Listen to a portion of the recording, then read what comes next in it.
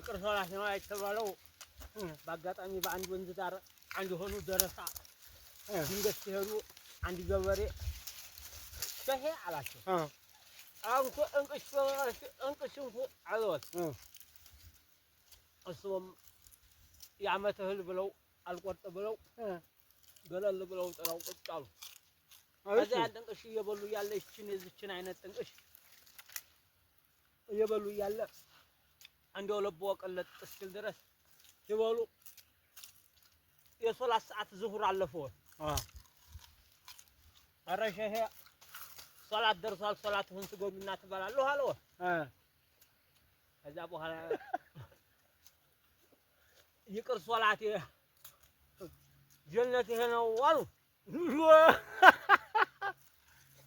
ይሄንን ነው ሶላቴ ይቅር ብለው ጥንቅሹን መብላት ጀመሩ። ከዛ ይቅር ሶላቴ ተብሎ አሁን በዚህ በአገራችን በወጣ ምድር ላይ ይቅር ሶላቴ ትባላለች።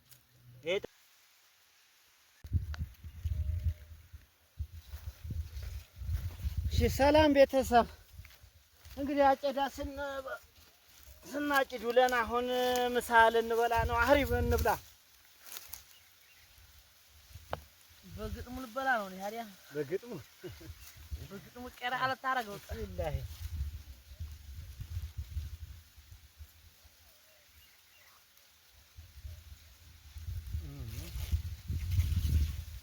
ብላ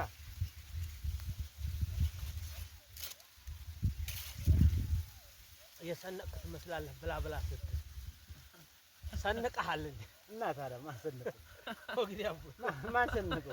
እኔ አይደለም ጅጌ ጠራሁት። ምን ጅጌ ጠራ አለህ እንዴ? ጤፍ በሰዎቹ ጤፍ አድበህ ልትዝናና ነው።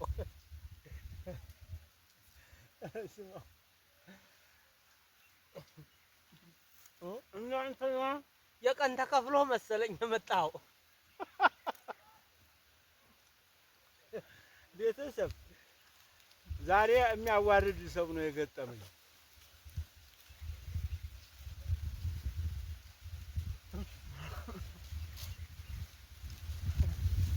የሚያዋርድ ቀይዘ ነው ዛሬ ጉድ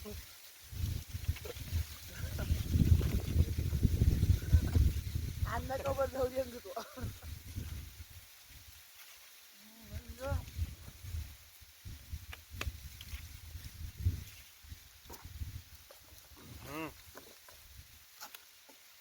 ካፍታ በኋላ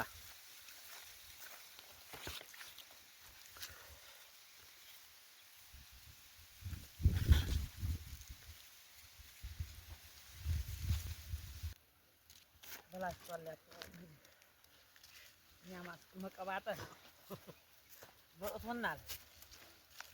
ማሻአላህ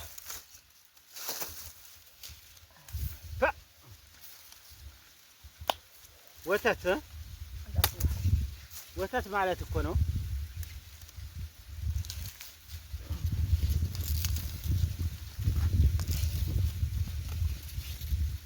ምንድን ነው ስሙ? ይሄ ጥንቅሽ ይዳው ይቅር ሶላቴ ለምንድን ነው ይቅር ሶላቴ የተባለው? ይቅር ሶላቴ ነው የተባለው በአጋጣሚ በአንድ ወንዝ ዳር አንድ ሆኑ ደረሳ ድንገት ሲሄዱ አንድ ገበሬ ሸሄ አላቸው። አንኩ እንቅሽንኩ አለወት እሱም የዓመት እህል ብለው አልቆርጥ ብለው ገለል ብለው ጥለው ቁጭ አሉ። ከዚያ ያን ጥንቅሽ እየበሉ እያለ ይችን የዚችን አይነት ጥንቅሽ እየበሉ እያለ እንደው ልቦ ቀለጥ እስኪል ድረስ ሲበሉ የሶላት ሰዓት ዙሁር አለፈው።